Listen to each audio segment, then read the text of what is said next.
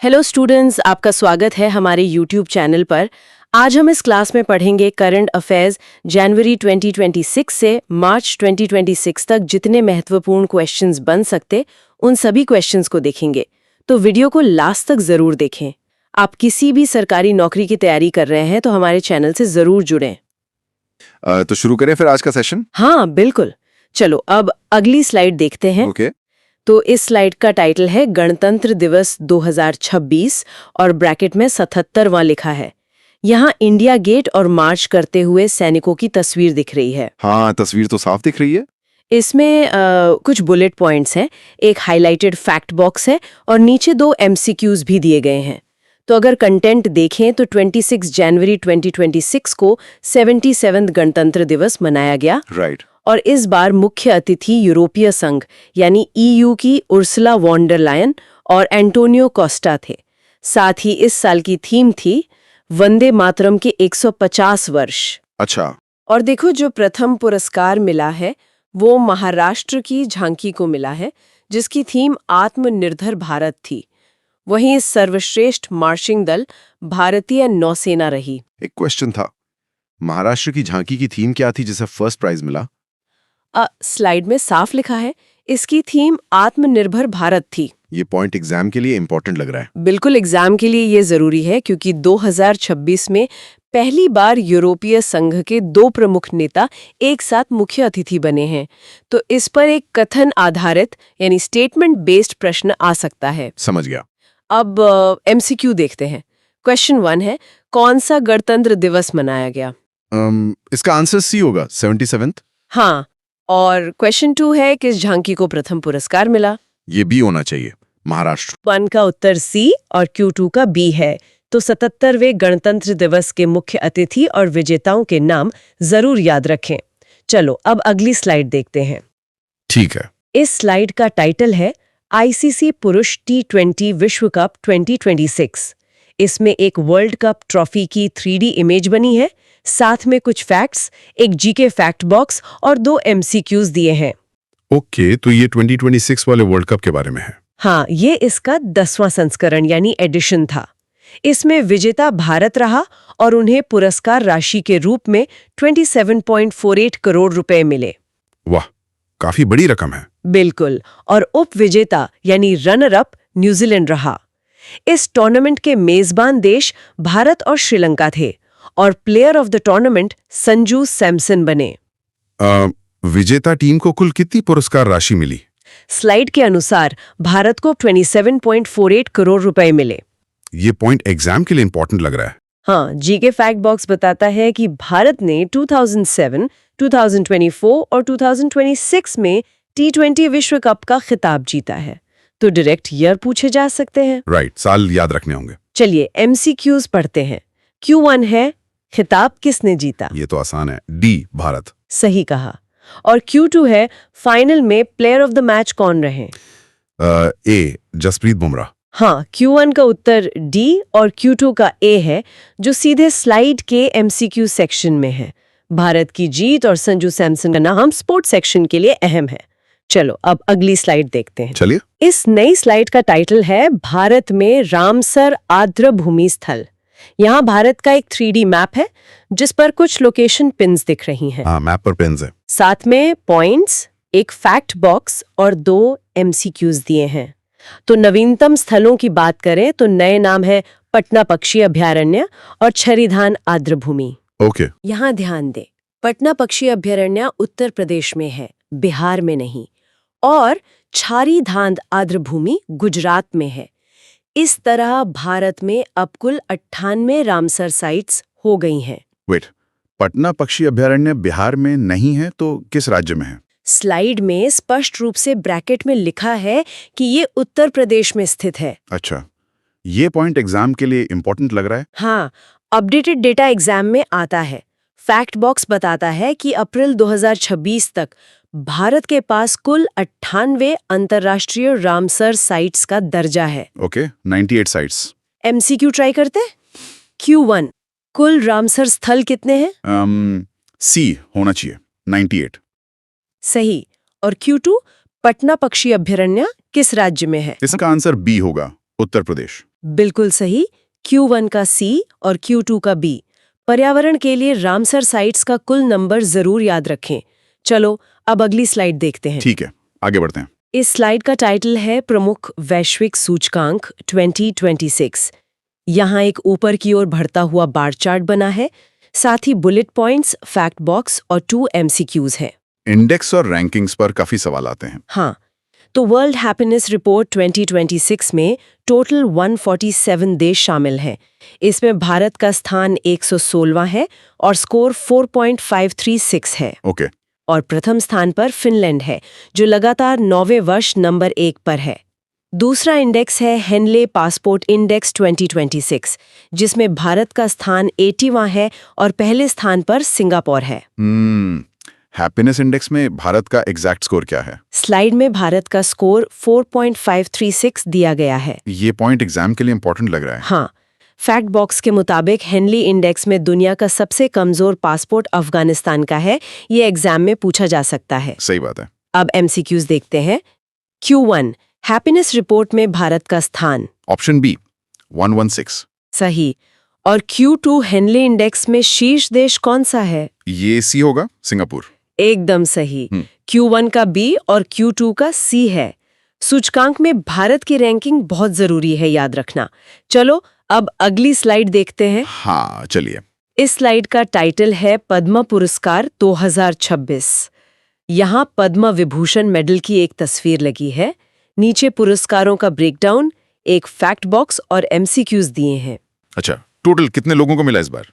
2026 में कुल 131 लोगों को सम्मानित किया गया है, जिसमें पद्म विभूषण 5 विजेताओं को मिला, जैसे धर्मेंद्र सिंह ढ्योल और P नारायणन आदि। राइट। पद्म भूषण 13 विजेताओं को दिया गया, जैसे अलका याग्निक और पीयूष पांडे। और पद्मश्री 113 विजेताओं को मिला, जिनमें रोहित शर्मा, हरमनप्रीत कौर आदि शामिल हैं। पद्म विभूषण इस साल कुल कितने लोगों को दिया गया है? स्लाइड के अनुसार पद्म विभूषण 5 विजेताओं को मिला है। ये पॉइंट एग्जाम के लिए इंपॉर्टेंट लग रहा है। फैक्ट बॉक्स के अनुसार खेल जगत से रोहित शर्मा और हरमनप्रीत कौर को पद्मश्री से सम्मानित किया गया है। तो स्पोर्ट्स रिलेटेड क्वेश्चन यहाँ से बनेंगे। समझ गया। अब MCQ पर ध्यान देते हैं। Q1 है कुल पद्म पुरस्कार कितने दिए गए? सी होगा इसका, 131। सही है। और Q2 कितने व्यक्तियों को पद्म विभूषण मिला? इसका आंसर ए होगा, 5। सही जवाब। Q1 का C और Q2 का A है। कुल पुरस्कार और कैटेगरी वाइज नंबर पक्के कर लो। चलो अब अगली स्लाइड देखते हैं। ओके। नई स्लाइड का टाइटल है इसरो और अंतरिक्ष मिशन। इसमें चंद्रमा की सतह पर चलते हुए एक मून रोवर की तस्वीर है। कुछ बुलेट पॉइंट्स, फैक्ट बॉक्स और MCQs हैं। इसरो के मिशन हमेशा न्यूज में रहते हैं। बिल्कुल। इसमें बताया है कि चंद्रयान 4 मिशन चंद्रमा के दक्षिणी ध्रुव यानी साउथ पोल पर जाएगा और इसकी लैंडिंग साइट का नाम मॉन्स माउंटेन यानी MM4 रखा गया है। अच्छा, MM4। इसका कारण ये है कि वहाँ समतल सतह है और पानी की बर्फ होने की संभावना है। इसके अलावा इसरो ने युविका 2026 शुरू किया है, जो विशेष रूप से स्कूली बच्चों के लिए एक युवा वैज्ञानिक कार्यक्रम है। चंद्रयान 4 के लिए मॉन्स माउंटेन को ही क्यों चुना गया? स्लाइड में लिखा है कि वहाँ समतल सतह और पानी की बर्फ मिलने की संभावना है। ये पॉइंट एग्जाम के लिए इंपॉर्टेंट लग रहा है। हाँ, और फैक्ट बॉक्स बताता है कि युविका प्रोग्राम विशेषकर 9वीं कक्षा के छात्रों को अंतरिक्ष विज्ञान से जोड़ने के लिए है, तो क्लास का नाम एग्जाम में फंसा सकता है। हाँ, क्लास याद रखनी पड़ेगी। MCQ सेक्शन देखते हैं। Q1 है चंद्रयान 4 की लैंडिंग साइट का नाम क्या है? ऑप्शन बी होना चाहिए, मॉन्स माउंटेन MM4। एकदम सही। और Q2 युविका 2026 किसने शुरू किया? ये तो सी होगा, इसरो। सही कहा। Q1 का B और Q2 का C। इसरो के मिशन साइंस एंड टेक का अहम हिस्सा है। चलो अब अगली स्लाइड देखते हैं। चलिए। इस स्लाइड का टाइटल है भारत में AI की प्रगति।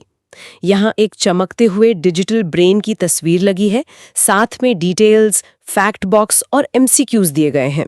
AI तो आजकल हर जगह है। हाँ, तो देखो, ग्लोबल साउथ में पहला AI इम्पैक्ट शिखर सम्मेलन 2026 भारत मंडपम न्यू दिल्ली में आयोजित हुआ। इसकी थीम थी सर्वजन हिताय सर्वजन सुखाय, यानी वेलफेयर फॉर ऑल। ओके। और भारत का पहला संप्रभु AI यानी सॉवरन AI पार्क तमिलनाडु में बनेगा, जिसमें 10,000 करोड़ का निवेश होगा। इसके लिए तमिलनाडु सरकार और सर्वम एआई के बीच साझेदारी हुई है। भारत का पहला संप्रभु एआई पार्क किस राज्य में स्थापित हो रहा है? स्लाइड में दिया है कि ये तमिलनाडु में स्थापित हो रहा है। ये पॉइंट एग्जाम के लिए इंपॉर्टेंट लग रहा है। फैक्ट बॉक्स के अनुसार यह सम्मेलन 3 सिद्धांतों पर आधारित था: पीपल, प्लैनेट और प्रोग्रेस। ये 3P याद रखना जरूरी है। Right, 3P। MCQs देखते हैं। Q1, पहला AI इम्पैक्ट सम्मेलन कहाँ हुआ? इसका बी होगा, न्यू दिल्ली। सही। और Q2, संप्रभु AI पार्क कहाँ बन रहा है? Option A, Tamil Nadu. एकदम सही। Q1 का B और Q2 का A है। AI से जुड़े वेन्यू और थीम बहुत जरूरी हैं। चलो अब अगली स्लाइड देखते हैं। ठीक है। टाइटल है प्रमुख रक्षा अभ्यास 2026 और यहाँ एक उड़ते हुए फाइटर जेट की तस्वीर है। बुलेट पॉइंट्स, फैक्ट बॉक्स और MCQs हैं। डिफेंस एक्सरसाइजेस से तो डायरेक्टली क्वेश्चंस आते हैं। हाँ, तो खंजर 13, जो इसका 13वां संस्करण था, भारत और किर्गिस्तान के बीच असम में आयोजित हुआ। उसके बाद वायु शक्ति 2026, जो भारतीय वायुसेना का सबसे बड़ा अभ्यास है, वो जैसलमेर, राजस्थान में हुआ। अच्छा। और मिलन 2026 एक बहुपक्षीय नौसैनिक अभ्यास है, जो विशाखापट्टनम में हुआ। मिलन की थीम थी सौहार्द, सहयोग, सहभागिता। खंजर 13 अभ्यास किन दो देशों के बीच आयोजित हुआ? स्लाइड में लिखा है कि ये भारत और किर्गिस्तान के बीच आयोजित हुआ। ये पॉइंट एग्जाम के लिए इंपॉर्टेंट लग रहा है। एकदम सही। फैक्ट बॉक्स कहता है कि भारतीय थल सेना ने 2026 को नेटवर्किंग और डेटा सेंट्रिसिटी का वर्ष घोषित किया है। ये डिफेंस एग्जाम्स के लिए बहुत इंपॉर्टेंट है। समझ गया। अब MCQs। Q1, खंजर 13 किन के बीच हुआ? Option B, Kyrgyzstan. सही। और Q2, वायु शक्ति कहाँ आयोजित हुआ? इसका ए होगा, जैसलमेर। हाँ, Q1 का B और Q2 का A। सैन्य अभ्यास और उनकी लोकेशन का मैच द कॉलम आ सकता है। चलो अब अगली स्लाइड देखते हैं। चलिए। इस स्लाइड का टाइटल है 18वां ब्रिक्स शिखर सम्मेलन। यहाँ ब्रिक्स का एक 3D लोगो दिख रहा है, जिसमें कमल और नमस्ते करते हुए हाथ बने हैं। पॉइंट्स, फैक्ट बॉक्स और MCQs हैं। ब्रिक्स की आदत काफी न्यूज बनाती है। हाँ, और 2026 में इस 18वें संस्करण की मेजबानी भारत कर रहा है। इसका आधिकारिक लोगो वही है, कमल और नमस्ते। ओके। और इसकी थीम यानी विषय है लचीलापन, नवाचार, सहयोग, स्थिरता। इतिहास देखें तो भारत ने इससे पहले 2012, 2016 और 2021 में भी ब्रिक्स की मेजबानी की है। 2026 में ब्रिक्स के आधिकारिक लोगों में क्या शामिल किया गया? स्लाइड के अनुसार लोगों में कमल और नमस्ते शामिल है। ये पॉइंट एग्जाम के लिए इंपॉर्टेंट लग रहा है। हाँ, विदेश मंत्री डॉक्टर S जयशंकर ने न्यू दिल्ली में ब्रिक्स 2026 के लोगो और वेबसाइट का अनावरण किया है। तो अनावरण किसने किया, ये पूछा जा सकता है। राइट। MCQs ट्राई करें। Q1, कौन सा देश मेजबानी करेगा? Option D, Bharat. सही। और Q2, लोगों में क्या शामिल है? इसका बी होगा, कमल और नमस्ते। सही जवाब। Q1 का D और Q2 का B है। ब्रिक्स की मेजबानी और थीम से पक्का क्वेश्चन बनेगा। चलो अब अगली स्लाइड देखते हैं। ठीक है। टाइटल है भारत में परिवहन के नए कीर्तिमान। यहाँ एक वंदे भारत ट्रेन की इमेज दिखाई दे रही है। कुछ बुलेट पॉइंट्स, फैक्ट बॉक्स और MCQs दिए हैं। रेलवेज की करंट अफेयर्स। हाँ, इसमें लिखा है कि भारत की पहली स्लीपर वंदे भारत ट्रेन शुरू हुई है। इसका रूट हावड़ा से गुवाहाटी तक है और इसका उद्घाटन PM मोदी ने किया है। अच्छा। इसके अलावा भारत की पहली हाइड्रोजन पावर ट्रेन हरियाणा राज्य में जिंद से सोनीपत मार्ग पर लॉन्च की जाएगी। भारत की पहली हाइड्रोजन पावर ट्रेन किस रूट पर चलेगी? ये हरियाणा में जिंद से सोनीपत मार्ग पर चलेगी। ये पॉइंट एग्जाम के लिए इंपॉर्टेंट लग रहा है। बिल्कुल। फैक्ट बॉक्स में है कि हाइड्रोजन पावर ट्रेन को चेन्नई की इंटेग्रल कोच फैक्ट्री यानी ICF द्वारा विकसित किया गया है। मैन्युफैक्चरर का नाम अक्सर आता है एग्जाम में। हाँ, ICF चेन्नई, याद रखूंगा। अब MCQs। Q1, Vande Bharat sleeper किन स्थानों के बीच चलेगी? B होना चाहिए, हावड़ा और गुवाहाटी। सही। और Q2, हाइड्रोजन ट्रेन कहाँ लॉन्च होगी? इसका C होगा, हरियाणा। एकदम सही। Q1 का B और Q2 का C। रेलवे एग्जाम के लिए ये स्लाइड सबसे महत्वपूर्ण है। चलो अब अगली स्लाइड देखते हैं। चलिए आगे बढ़ते हैं। नई स्लाइड है प्रमुख पुरस्कार और सम्मान, ब्रैकेट में साहित्य विज्ञान लिखा है। यहाँ माँ सरस्वती की एक कांस्य प्रतिमा है जो कि ज्ञानपीठ की ट्रॉफी है। पॉइंट्स, फैक्ट बॉक्स और एमसीक्यूज हैं। अवार्ड्स तो हर एग्जाम में सवाल होते हैं। हाँ, तो 60वां ज्ञानपीठ पुरस्कार जो 2025-26 के लिए है वो आर वैरमुथु को मिला है, जो एक तमिल कवि और लेखक हैं। इनका महत्व यह है कि वे ज्ञानपीठ पाने वाले तीसरे तमिल लेखक हैं। ओके।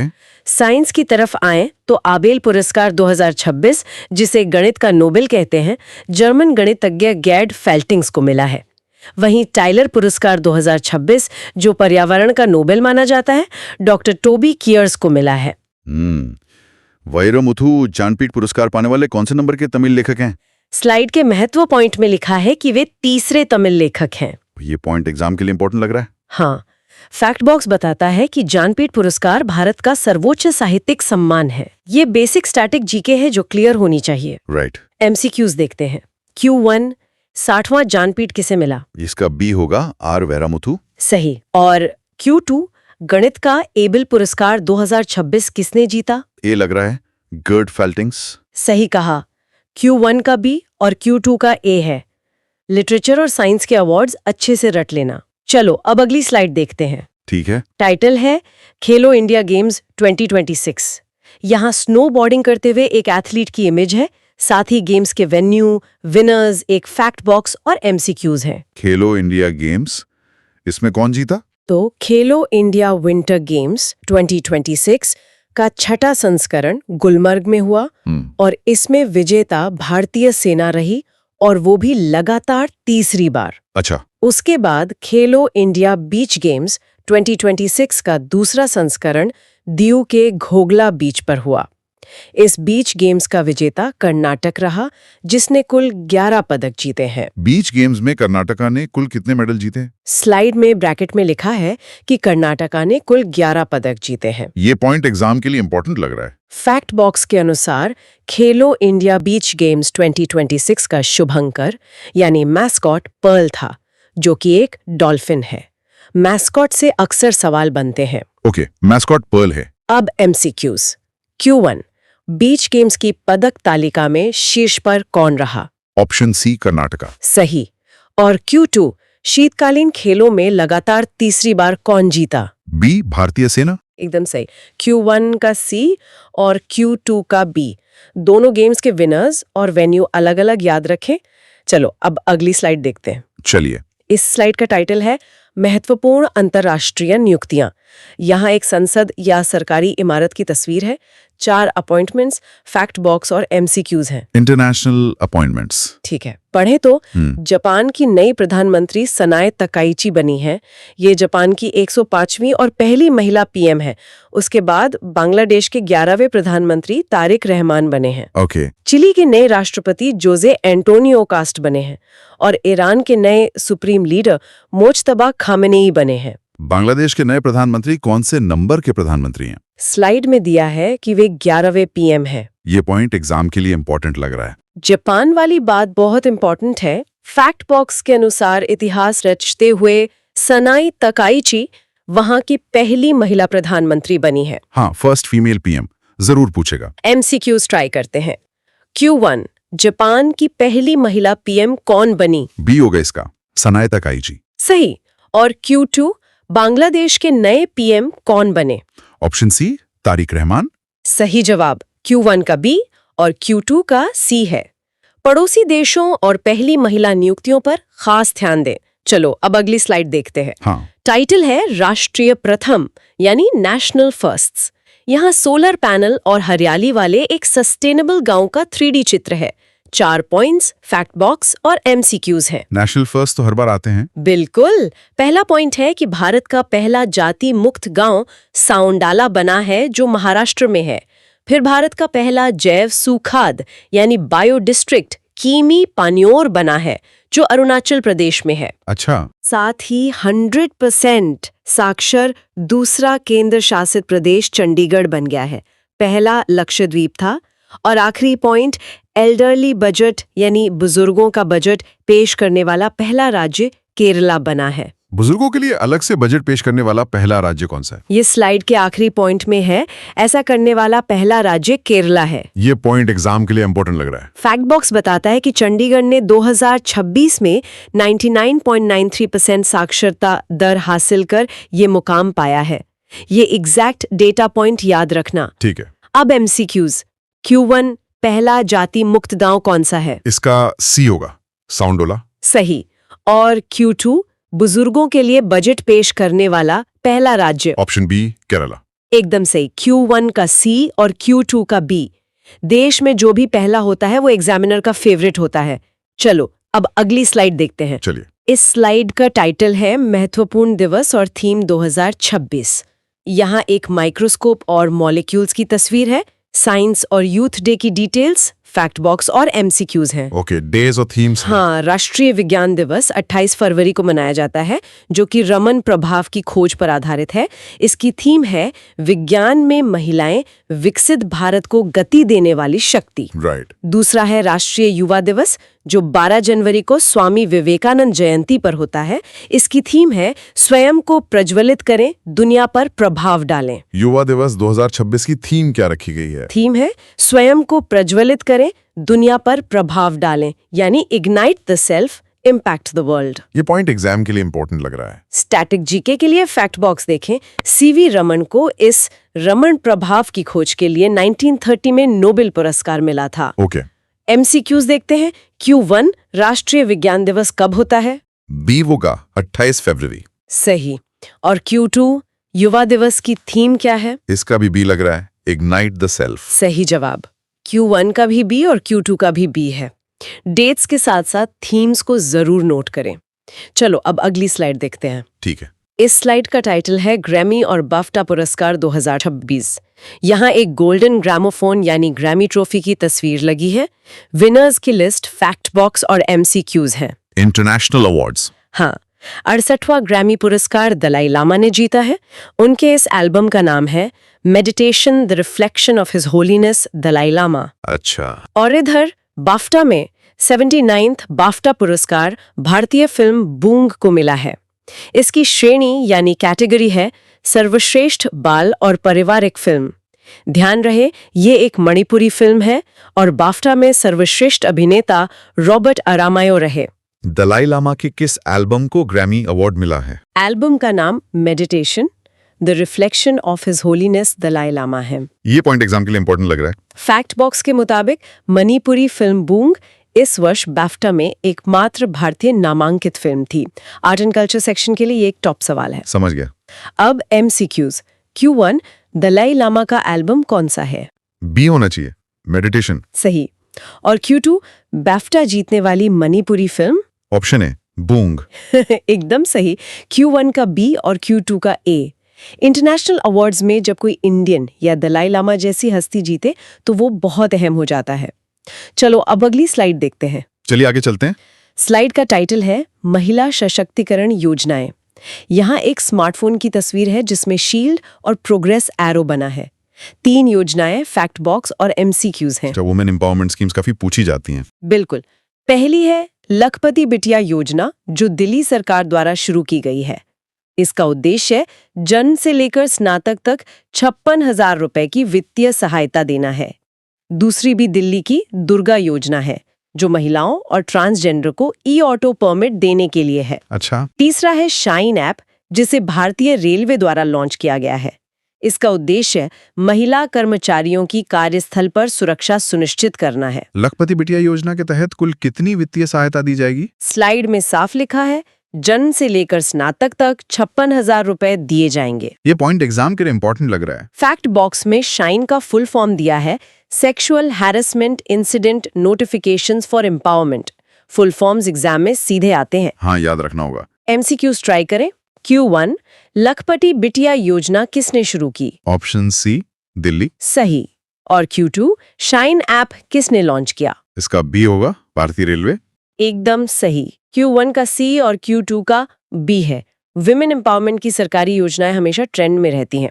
चलो अब अगली स्लाइड देखते हैं। ठीक है। टाइटल है राज्य प्रतीक और पर्यावरण। यहाँ एक बटरफ्लाई यानी स्ट्राइप्ड टाइगर बटरफ्लाई की तस्वीर है, राज्य प्रतीक, dark sky park, fact box और एमसीक्यूज दिए हैं। स्टेट सिंबल्स पर ध्यान देते हैं। हाँ, केरला का राज्य सूक्ष्म जीव यानी स्टेट माइक्रोब बैसिलस सबटिलिस घोषित हुआ है। ऐसा करने वाला ये पहला राज्य है। अच्छा। फिर चंडीगढ़ की राज्य तितली धारीदार टाइगर तितली यानी डैनोस जिन्यूटिया बनी है और तमिलनाडु का पहला dark sky park Kolli Hills में बना है जो नमक्कल में है। ये पार्क एक प्रकाश प्रदूषण रहित संरक्षित क्षेत्र होता है। चंडीगढ़ की नई राज्य तितली का वैज्ञानिक नाम क्या है? ब्रैकेट में दिया है, इसका नाम डैनोस जिन्यूटिया है। ये पॉइंट एग्जाम के लिए इंपॉर्टेंट लग रहा है। फैक्ट बॉक्स याद रखना, लद्दाख का हेनले भारत का पहला डार्क स्काई रिजर्व है जहां विशाल दूरबीनें लगाई जा रही हैं। ये स्टैटिक जीके से लिंक होता है। राइट। अब एमसीक्यूज। Q1, किस राज्य ने बैसिलस सबटिलिस को आधिकारिक सूक्ष्म जीव घोषित किया? ए होगा इसका, केरला। सही। और Q2, धारीदार टाइगर तितली किस यूटी की है? Option C, Chandigarh. सही जवाब। Q1 का ए और Q2 का सी है। स्टेट सिंबल्स और एनवायरनमेंट से जुड़े ये वन लाइनर्स पक्के कर लें। चलो अब आखिरी स्लाइड देखते हैं। हाँ, चलिए। तो इस आखिरी स्लाइड का टाइटल है प्रमुख ऑपरेशंस और इंफ्रास्ट्रक्चर। यहाँ पानी के नीचे 2 सुरंगों का क्रॉस सेक्शन चित्र है जिसमें ट्रेन और कार दिख रही हैं।